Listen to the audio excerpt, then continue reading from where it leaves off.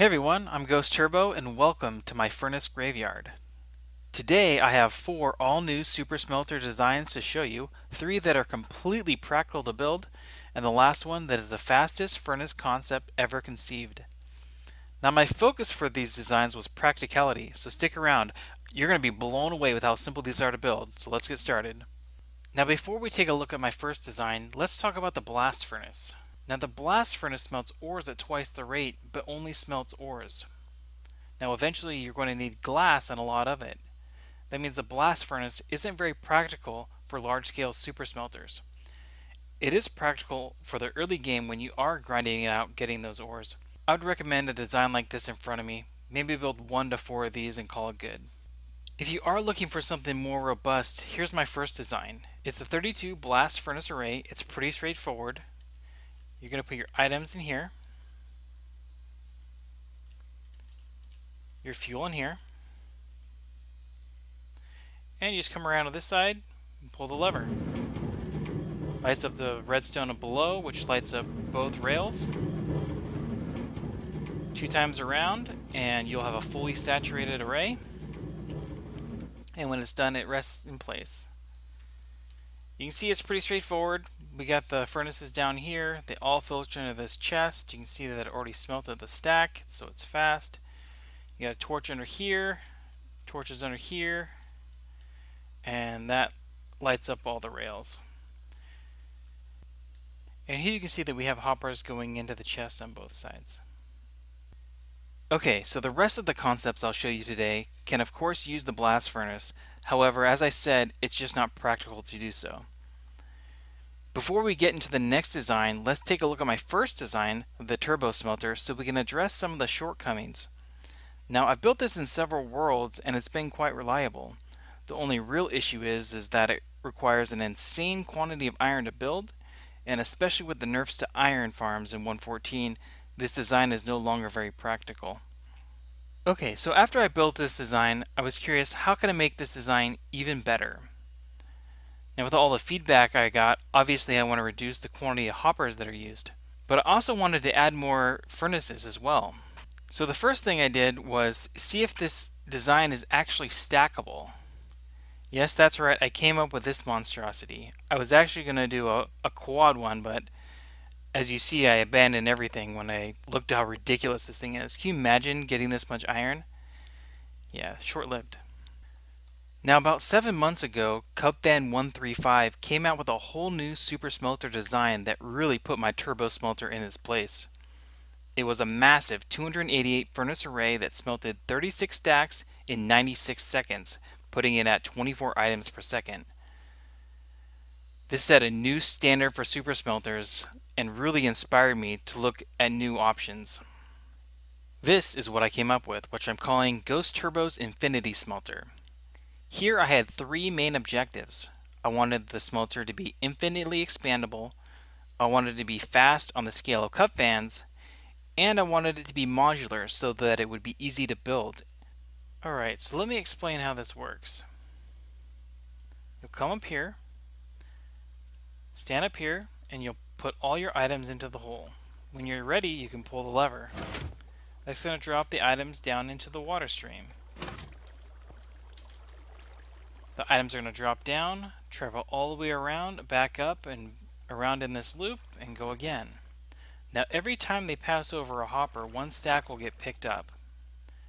The hopper minecart below will then pick up those items, and when it's ready, it'll take off and go down and then back. Now I've designed a custom smart hopper minecart system here. Now if the hopper minecart ever gets full, it will leave. If the hopper above ever gets empty, then it will also leave. And as you can see, when both are empty, it rests in place. Now when the items get smelted, they get funneled into the hoppers below down to this dropper here. I've made each set of 8 furnaces have its own dropper line. This seems to be pretty cost effective and has very little delay. For the fuel line, I've created another smart hopper minecart system, as you see here. If we just take a look around it, you can see how it's built. It's pretty straightforward. Put your items in here. The hopper minecart takes it and will go off and around and come back. Now for every 320 furnaces, you're going to need one fuel delivery system. This is because one hopper minecart can hold 5 stacks of 64. Since this design is infinitely expandable, I thought that a 256 furnace array seemed practical and measurable against Cupfan's design. I originally built this out of 64 furnaces per circuit, however that took 111 seconds to smelt 27 stacks. When I cut it down to 32 furnaces per circuit with 256 furnaces, it only took 98 seconds. The advantages of this design is that it's easy to troubleshoot since you can run up and down between the furnaces and see which ones are lit up. And you only need one input chest for fuel per 320 furnaces. Another advantage is that you can build as you go. Say your goal is to build a 256 furnace array. You can start by making one module with 8 furnaces, then expand that module up to 32 furnaces when you're ready. Another option is that you can keep the furnace circuit at 8 and add 7 additional modules with 8 furnaces. After that, all you'll need to do is simply add more furnaces until you reach your goal. Now this is where things got really interesting for me. Cub's design was already smelting 36 stacks in 2 less seconds than mine, so adding 32 furnaces to the system to match his was only going to take longer to smelt. I thought about this for some time and came to the conclusion that the key to making a fast super smelter is how fast you can saturate your furnaces. With that concept in mind, let's take a look at my third design, the Shulker Smelter. This is a 216 furnace array that smelts 27 stacks in 98 seconds. That's right, I was able to achieve the same time as my previous design with 40 less furnaces. Let's take a closer look to see how this works. Just like my previous design, you put your items in here and pull the lever. The items will fall down into the water stream and get pushed to the end. Now since a shulker box holds 27 stacks, I gave this system 27 hoppers since each hopper will pick up 1 stack as they pass over. Each one of these rows is its own circuit, each with 8 furnaces. When items are detected in the hopper, it will create a delay that sends the hopper minecart down the track. As you can see, this system is delayed to leave 18 items. This is because the minecart pulls 7 or 8 items every time it docks, so it will come back and pull 3 times, then dock on the 4th when it has delivered all 64 items. You can also see how easy this circuit is to build, and it doesn't cost very many resources. It does, however, require 2 fuel delivery systems, one for each side. Oh, but we're not done yet. I wanted to see how my design stacks up against Cub's, but I realized we really weren't comparing apples to apples, so I first had to estimate his design for 27 circuits so that we're using the same number of furnaces. From my estimation, it would take 63 seconds to smelt 27 stacks.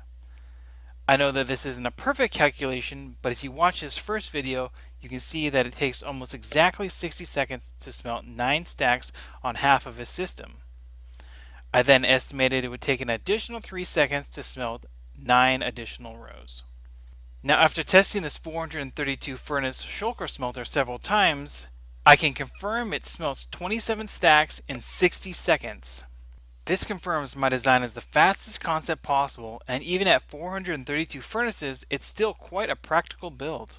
Additionally, you can expand this out to 864 furnaces and still maintain full saturation with a proper timing system.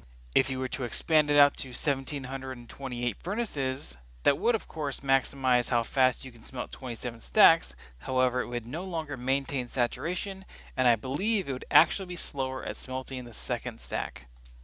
Another thing I wanted to show was this design actually does require 2 fuel inputs per side.